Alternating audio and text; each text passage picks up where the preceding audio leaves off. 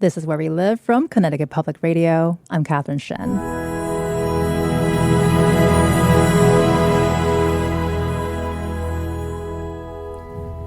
There are some journeys that change you before you even leave.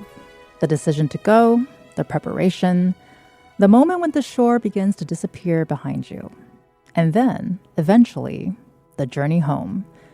Today, we're talking with two Connecticut people who've taken that journey farther than most of us can imagine. Elizabeth Fry is a long-distance open water swimmer from Westport. She swam the English Channel for the first time when she was 44, then spent the next 16 years completing the Ocean's 7. That's 7 of the world's most challenging open water swims. She completed her final swim at 60. Liz, thank you so much for joining us today. Hi. Happy to be here. And sitting right next to her is Brec Morgan, who is a sailor and artist from Milford. At 51, he set out from Block Island aboard his 27-foot sailboat, the Otter. He spent 4.5 years sailing more than 32,000 miles around the world. Brec, thanks for making your way here. Wonderful to be here. So before we talk about the accomplishments, I want to understand something more basic. Why did they go?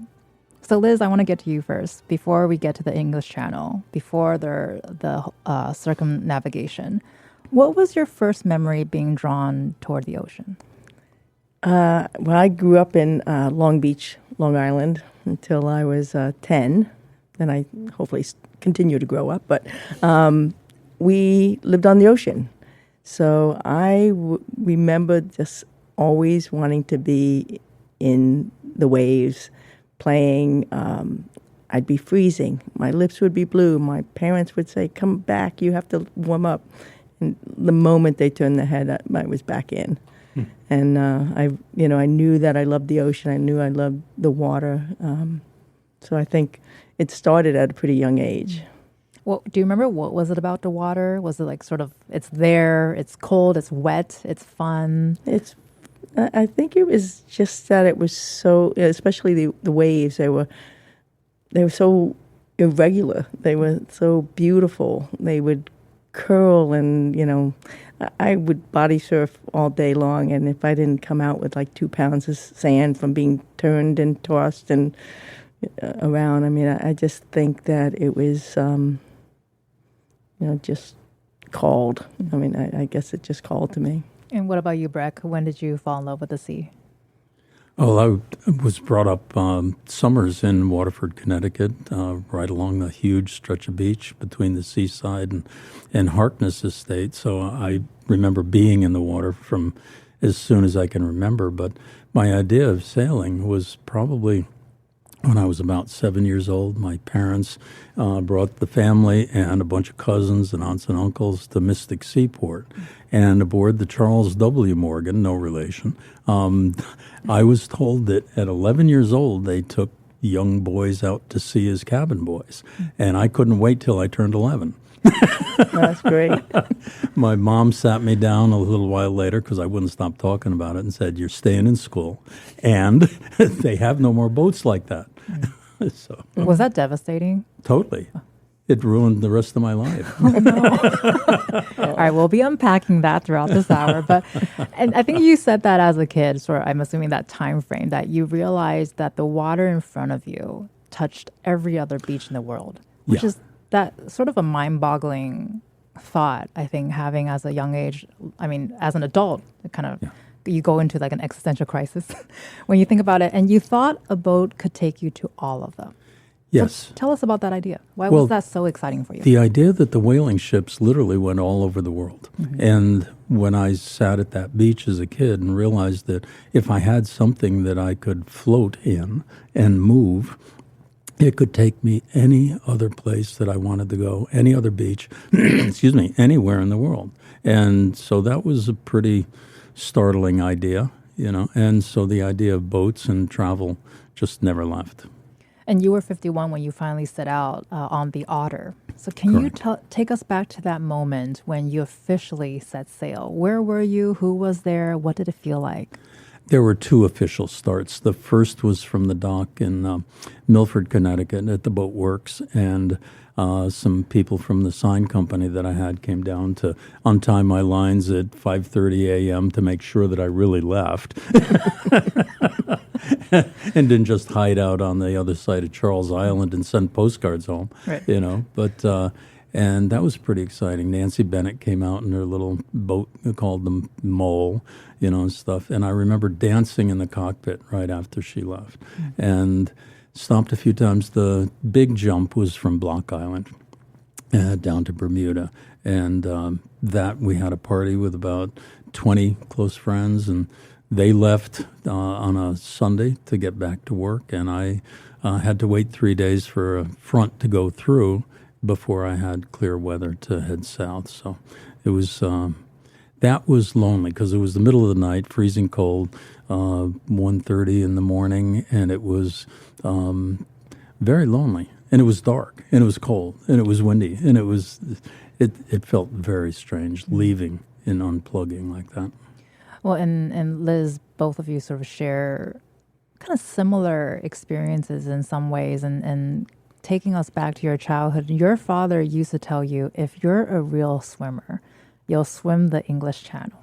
That's pretty intense. Tell me about that. Did it push you to prove yourself? So my father was English. He came over after the war, and I was one of 5 kids, and we would go to the swim meets, and he would, drive 2 hours for a 30-second race, and then drive us home, and he would really feel, he really felt passionate about England and just all the pioneers and especially women who had swam the English Channel, and that's what they heard about. So he was in the era of Gertrude Ederle swimming the English Channel, and he was young at the time, but he was part of that English culture.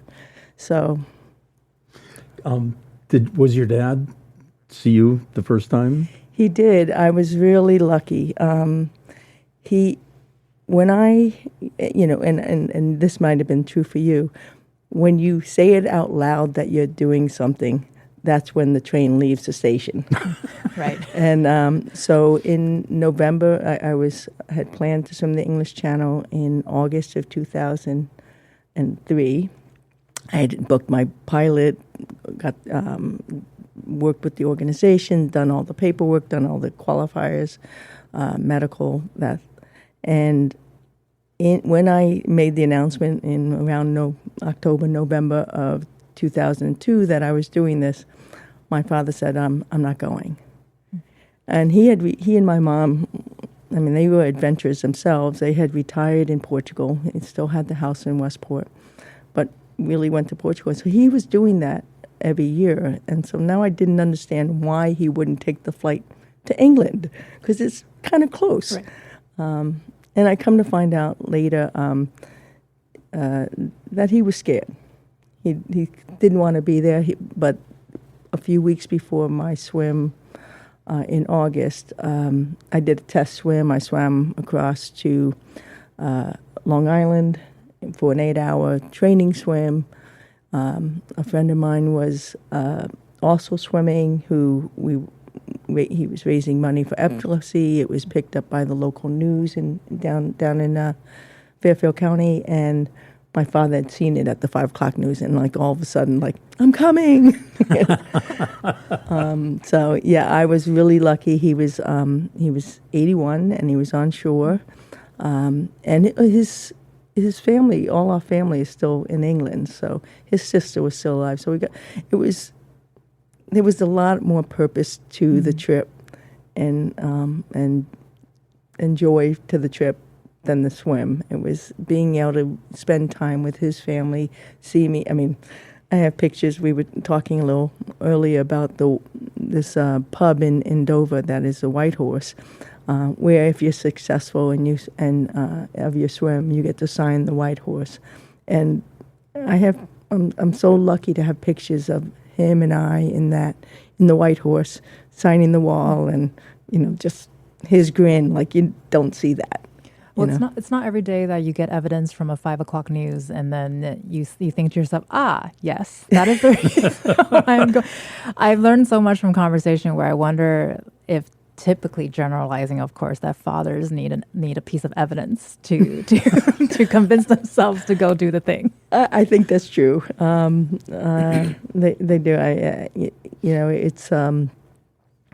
I just feel really lucky that he was there, and my sister was there, and a couple of my cousins were there, to share this as a kind of family thing, and because that's what it was. That was the journey was about the family.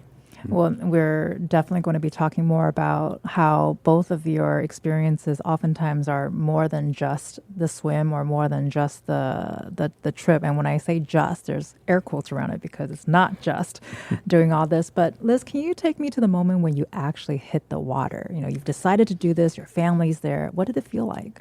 Yeah, and I also it was night. It was early. Well, it was early in the morning, so it was dark. And I got some great advice from another swimmer who grew up in Connecticut, a woman named Marsha Cleveland.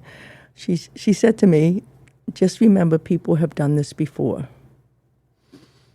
which allowed me to say, okay, take a deep breath, and from the moment I started swimming, I literally felt like I was a dog in a car with my head out, just having so much fun, and especially at night. And I'm sure in your sailing you can see the phosphorescence and how beautiful they are. And all of a sudden you're like, almost in a Disney movie.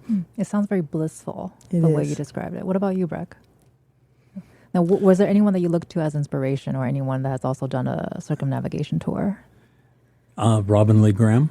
Okay, was 16 years old when he did it for a National Geographic thing, and I was, I think, about 15, a little bit younger than he was, and he was my great hero. And actually, during that period of time, he also inspired a lot of other people. And then later on, I didn't get to do it. Had been trying to get around the world since I was 7, but and had a couple of attempts, but got married and kids, and a lot of things kind of slow you up a bit. But Tanya Abbey I believe that's how you pronounce her name, in the 80s also was one of the first American women to sail around the world single-handed. She was another inspiration. So, there have been a number. Joshua Slocum, I read his book very early on and was the first person to sail single-handed around the world. Got back in 1898, so coming in 2005 finally, according to one French solo circumnavigator's website, I was the 232nd. So It's a very small club. Well, and for people who have never undertaken anything remotely like this, what do they not understand about the experience of leaving the safety and comfort of shore, you think? Same thing I didn't understand until I was actually in it. Mm-hmm. And in my particular case, it was about 5 months afterwards, it was no longer an extended vacation.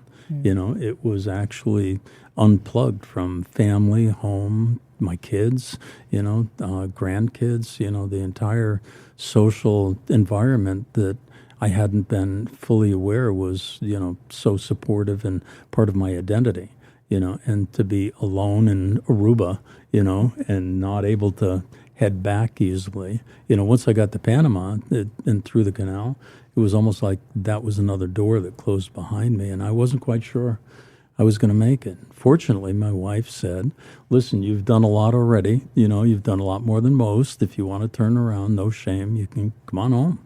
And I went running, and that, and that got me out of my depression.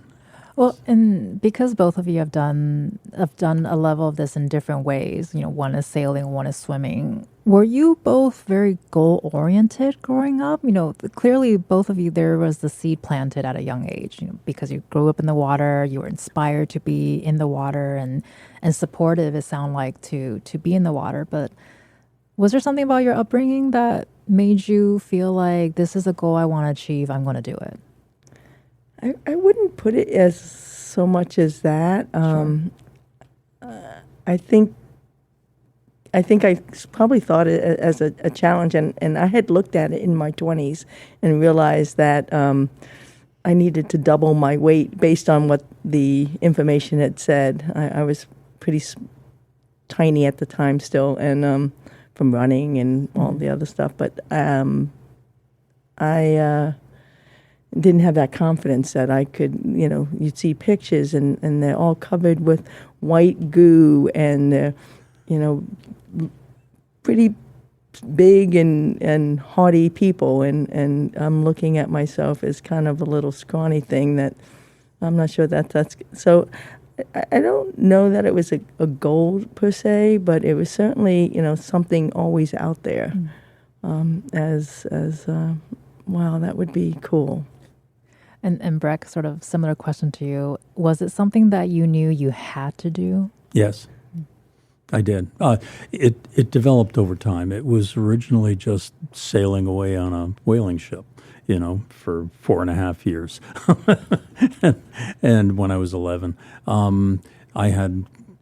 but the idea of long distance sailing and then sailing around the world, and then finally, I had not originally planned on doing it solo. But by the time I got to Panama alone, I said, I know I can do this now.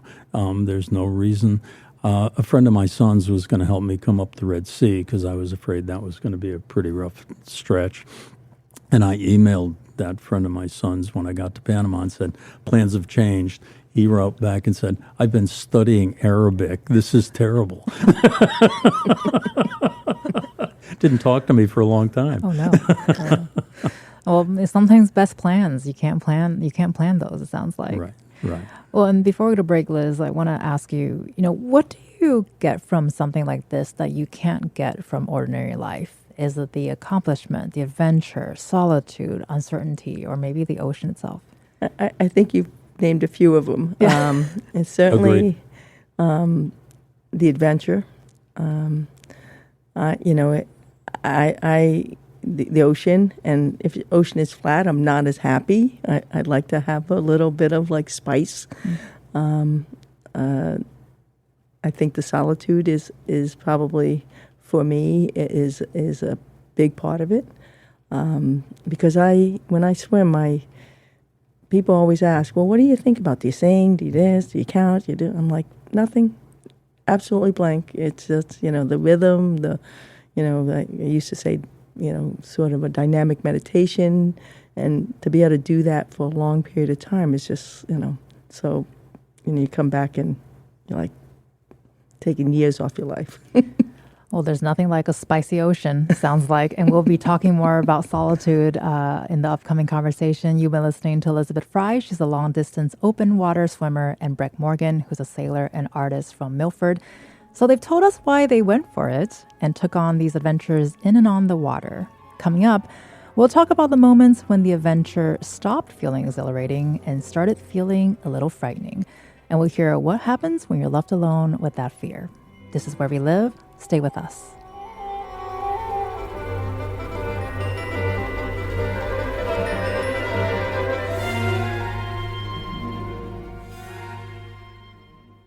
This is Where We Live from Connecticut Public Radio. I'm Catherine Shin. When you're in the middle of the ocean, moments of fear take on a different meaning. There's nowhere to pull over, no pause button, and no quick way home. Then there's another challenge of the experience, the enormous amount of time spent completely alone. Our guests today brave those moments head on. I'm joined by Elizabeth Fry, who's a long-distance open water swimmer, and Brec Morgan, who sailed his boat, the Otter, all the way around the world.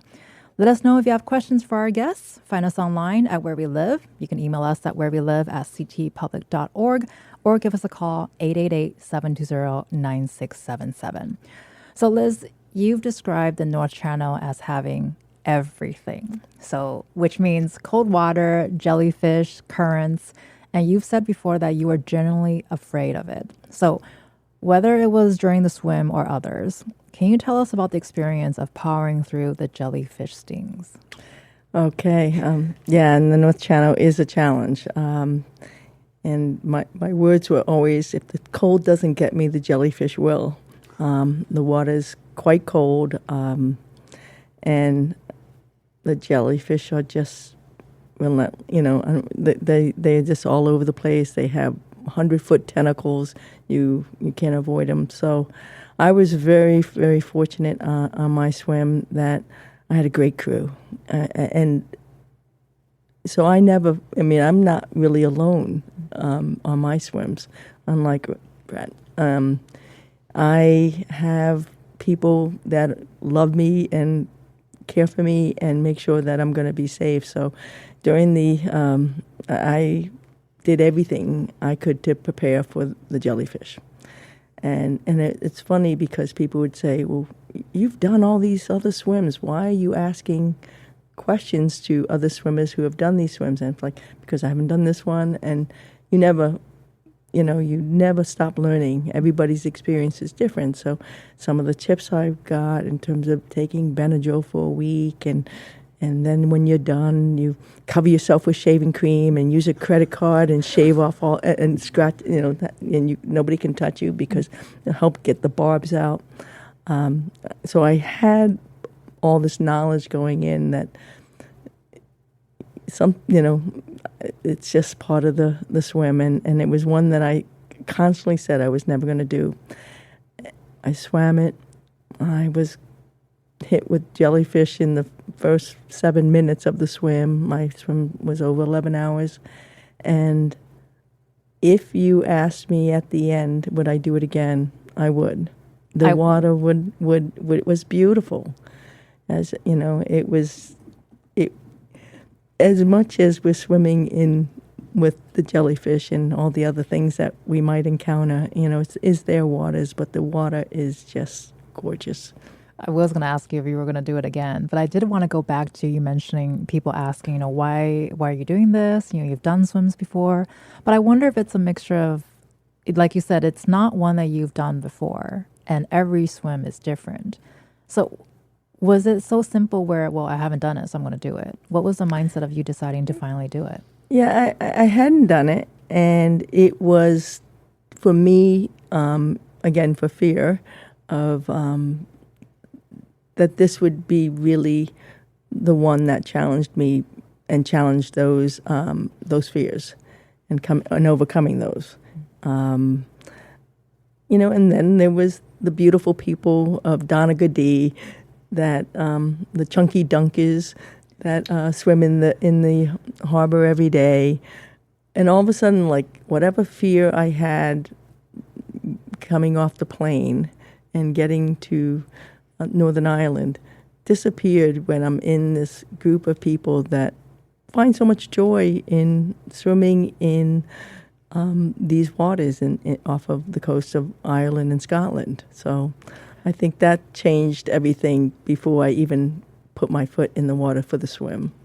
Well, and I have to ask, Liz, and I sort of know, I'm going to ask if jellyfish were the scariest things you bumped into the ocean, but I imagine probably not. No. What was the scariest thing that you bumped into? I'm going to leave that one alone, though, because it's a little bit more local. But I have had my in-the-water shark encounter. But here I am. We share the waters, and you have to respect where you are. And after that particular training swim, which was up in the race in off of Fisher Island, I realized that I'm going to take this turn. We need a bigger boat. All right, that's what you learned from that experience. Yes. Well, and Brec, early in your sailing life, you were caught in a hurricane off Bermuda, and the boat you were on was badly damaged. So, what do you remember about being in that situation? Because I imagine you can plan for a lot of things. Which seconds are we talking about? I remember every one of them. No, it was pretty intense. 40-foot, Herreshoff gaff-rigged sloop I was on, and it was not in the best shape. There were pieces of rotten wood in the hull. I remember coming off a wave, and I was in the bunk up forward, and all of a sudden a chunk, probably about 8 inches by 14 inches, pushes through the hull. And there was a lot of phosphorescence in the water that night, and it lit up the forward cabin as it came in. We took an old blanket, an army blanket, stuffed it through the hull, got a 2x4 and nailed it, So that was one of the experiences of being in that particular hurricane. But it was interesting because the waves in that particular hurricane were probably about 35 feet high, almost as high as the mast on the boat. And so the first storm, that was the worst one of my entire voyage, when I set off from Block Island, the waves were only 20, 25 feet high. So I'd seen worse. And so before you went on your trip, your solo trip, is there any training that you've gone through? Because I also imagine you can have the best laid plans, but it's those moments that's happening when that's really the challenge and the test really for you.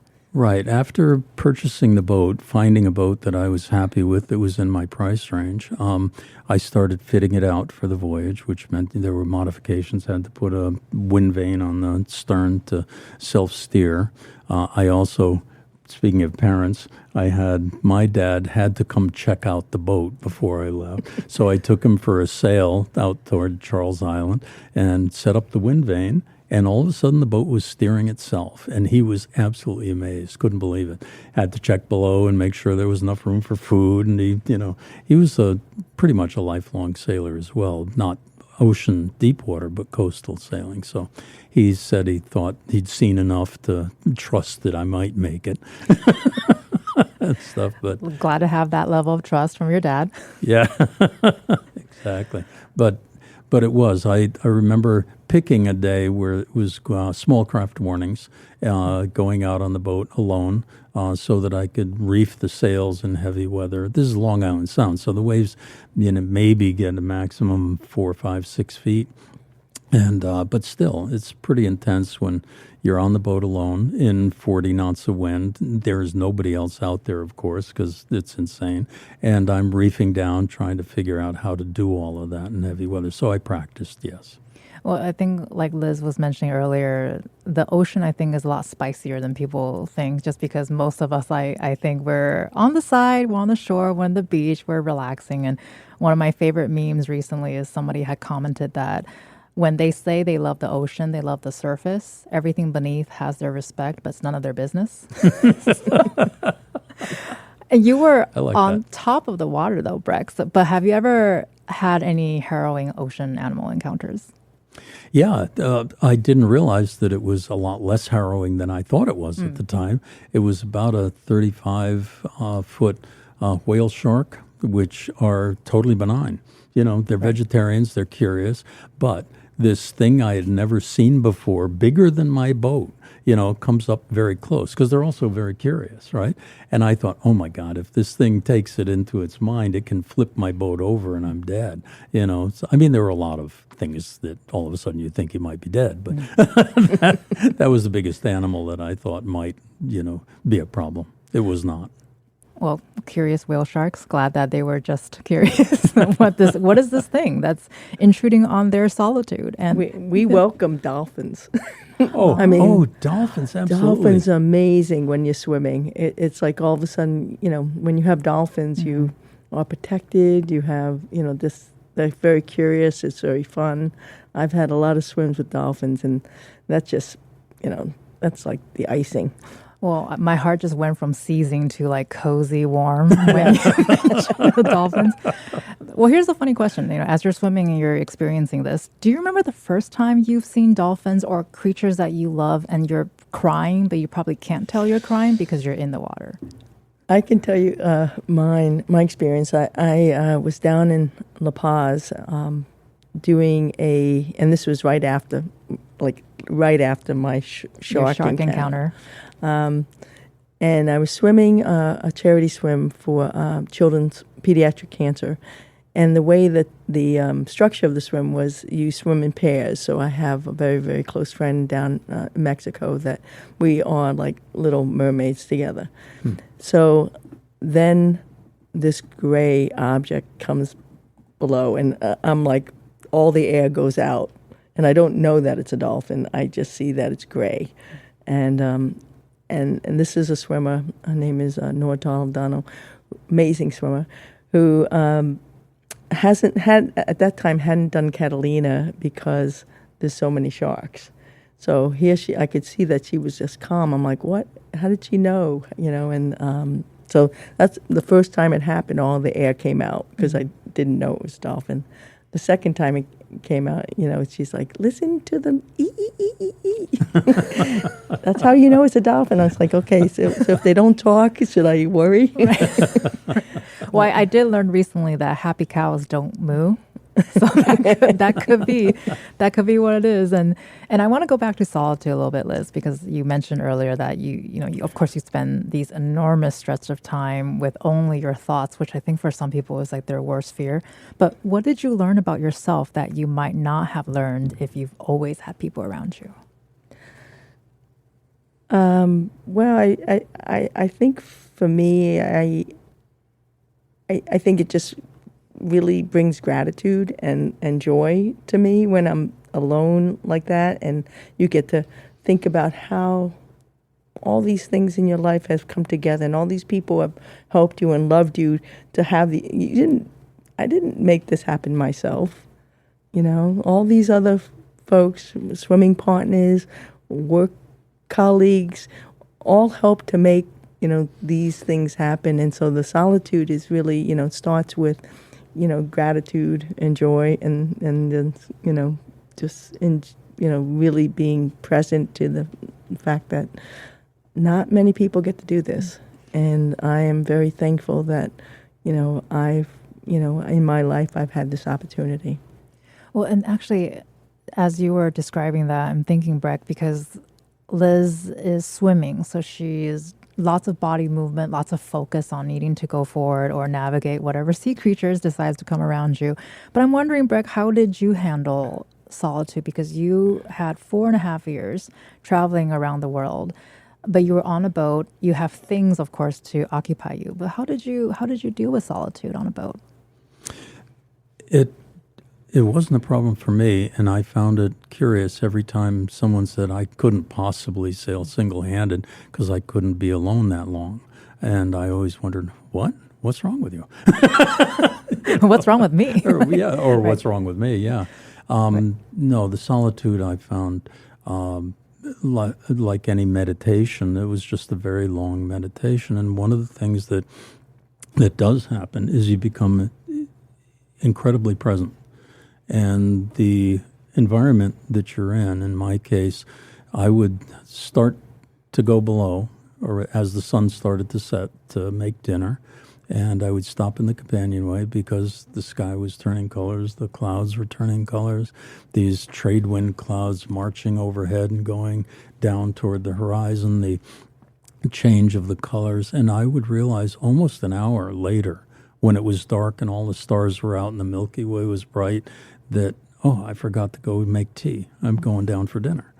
So there are these periods of entrancement, where you're lifted into a place so far outside yourself where you become part of the entire movement of the world around you. And it's a unique experience that many people, unless they are alone, many times, don't get to find. I was really afraid when I came home, actually. One of my biggest fears returning home was that I might lose some of that. And I do have to remind myself quite often now that my little goal-setting head is back in action, to relax. Can't quiet the mind in some ways. And that's something we talk about a lot. I'm glad you mentioned sort of coming back home. You have a fear of losing that.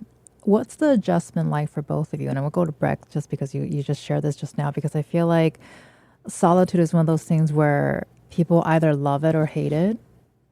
Mm-hmm. Did you love coming back and adjusting to land?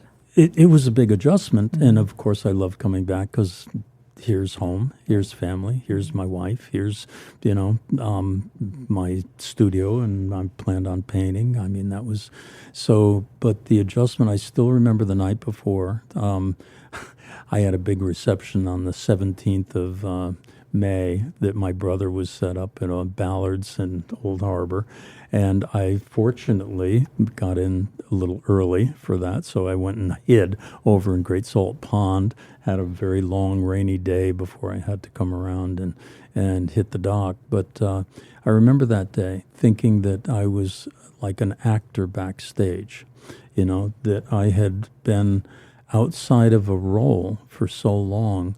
I understood what the role was as a husband and a father and so forth, but I'd been without it for long enough so that I felt I was someone else or different, that I didn't need to carry those things. And I thought, okay, this is the last night that I will have, day and night that I will have without that, outside that role. And I'm happy to step back into it. I'm happy to be here now, but it was a definite transition. And we're going to talk more about your art in the next segment, but I'm curious to hear, so how do you find your solitude and silence today? Painting. I have a studio. I go there for, 6-8 hours. I paint. It's a similar kind of meditation. Well, and Liz, talk about your adjustment back to everyday life, preparation, doing the thing, coming back. What's that like for you? For me, it's, it's sort of the stepping right back into my life. It's a little different because I'm not, I typically go to some place for 2 weeks or so and waiting and hoping the weather opens up for a swim. But while I'm doing that, I'm in wherever I am. So I'm writing back home of my adventure of the day, my trip to the onsen, my whatever it might be, and really trying to share the experience. And my friends probably say I don't talk at all about the swim, but I talk about the experience. And some of that is I remember less about the swim because it's in this state that I'm just swimming and loving it and getting from point A to B or C or wherever it might be. So it's really in all the days around it that really set me up for an easy transition back home. When, of course, you've done so many swims, but I'm so curious to hear, was there a big moment when you were swimming, you're like, oh my God, you had that sort of epitome or just epiphany and you just had a thought and you can't write it down? Because I'm speaking from a mindset of I'm a person that has shower thoughts. So I don't have a notebook next to me, but at least I can try to remember it within the next, say, 5 minutes and then write it down. But I imagine you cannot. Yeah, no, I would say like whenever you start out before, sort of after a feed, for instance, it takes a little, you have your feed, and for those that don't, it's really someone throwing a water bottle down to you with something in it. So it's not really lunch. So, and then because now you've stopped, you've been in this really cool place, and it's kind of like that. I'm like watching, they just gave me the 5 minute. I gotta like wake up from wherever I am, have my feed, and then you have that little bit of, that feed was okay. Maybe I'll ask for this next time, and then within 30 seconds you're back into, I'm back into wherever space I am. You've been listening to Elizabeth Fry, who's a long-distance open water swimmer, and Brec Morgan, a sailor who took his boat around the world. After the break, we'll talk about what our guests carry back from their journeys into their art, their communities, and the rest of their lives. And we'll ask why, after everything they experienced, the ocean still calls to them. This is Where We Live. Stay with us.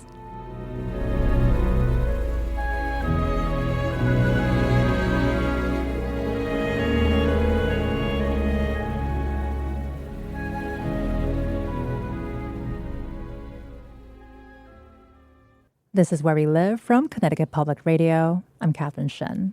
This hour, we're talking about the call of the ocean. Still with me is Elizabeth Fry, who's an American marathon swimmer and Guinness World Record holder for open water swimming, and Brec Morgan, artist and sailor, who took his boat, the Otter, around the world. So before we get into our next question, Brec and I have a question for Liz that we really need to know, because Liz, earlier you mentioned that you have these things called feeds while you're swimming. What are they? Okay, so as you can imagine, if you're doing a long swim, my swims have been close to 25 hours. You need to get nutrition. So essentially, my sister, who's been my cruise ship chief really since my first swim, will prepare some sort of powdered mix and maybe have something like a hammer jello goo that goes along with it. And I happen to feed every hour, and not because I'm so efficient. It's because I'm a natural sinker. So feeding for me is a little difficult. So meaning I'm trying to tread water and hold a water bottle at the same time, and Davy Jones is pulling down on my leg. So I want to do that as efficiently as possible. So it's typically some sort of protein drink that you're drinking, and I'll get fed every hour.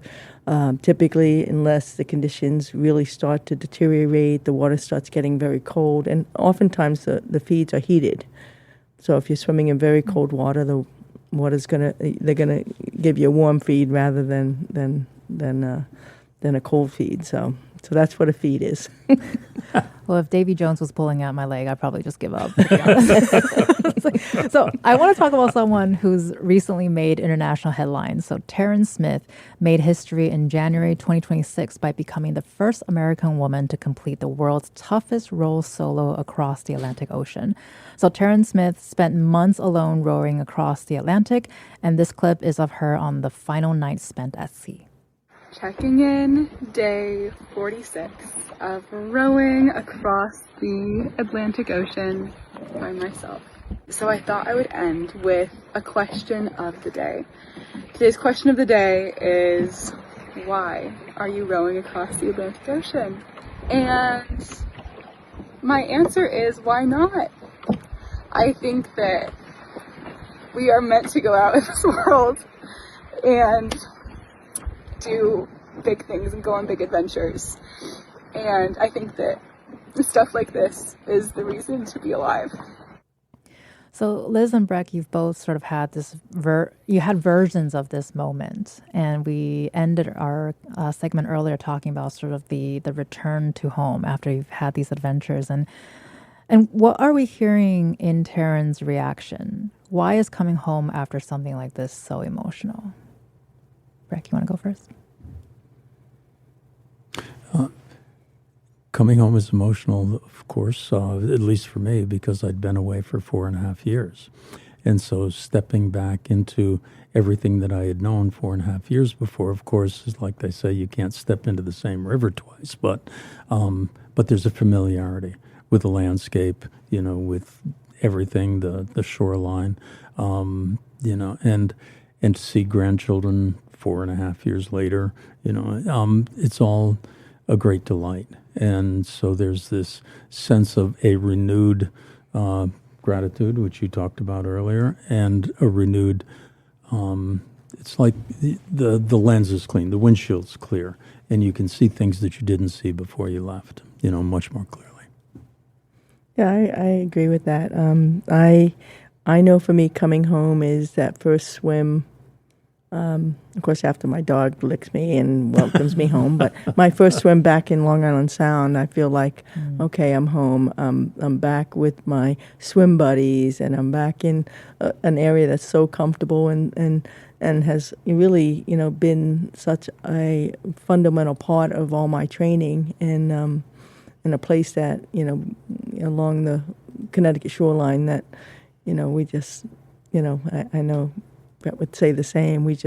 Long Island Sound is really a big treasure that we need to, it is, respect and treasure, and take care of. So, well, and Brec, earlier you mentioned your art because you came home from your adventures with photographs, journals, and 18 sketchbooks. So you spend years turning those memories into paintings. And you've talked about before that a photograph can capture what a place looked like, but a painting can capture something about how the place felt like. So Correct. What does painting allow you to say about the ocean that a photograph or words can't?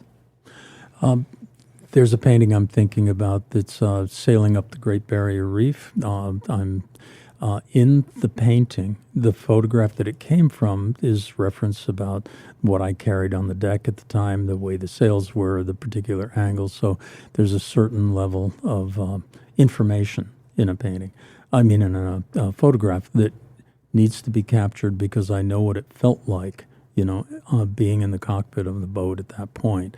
And the photograph can recall it, but it doesn't reproduce it effectively. So we're working with the color composition, different tricks of whatever trade I may have, try and evoke the feeling. And now when I look at the painting, it feels like I'm actually back in the cockpit that day, approaching Flinders Island at the end of a very long, windy afternoon, a lot of rain clouds blowing over.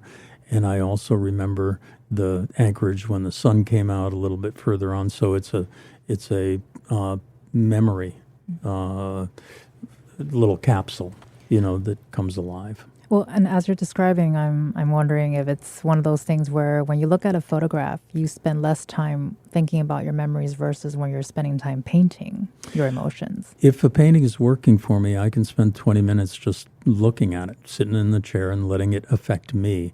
Photographs don't affect me in quite the same way.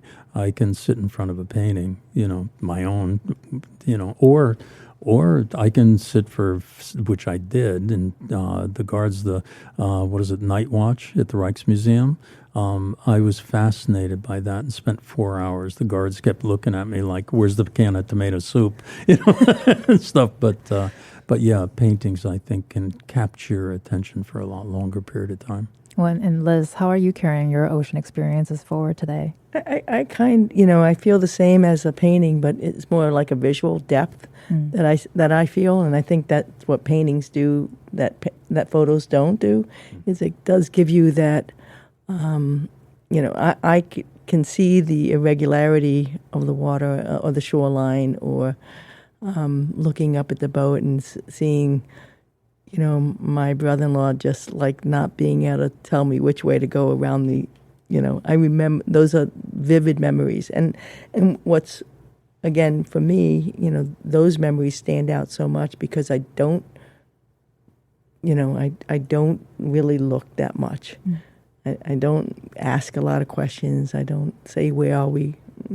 How far do we have to go? There. Yeah, so it's really, again, back to that being present. And I think that Right. I think the painting probably brings you back to that moment of being present.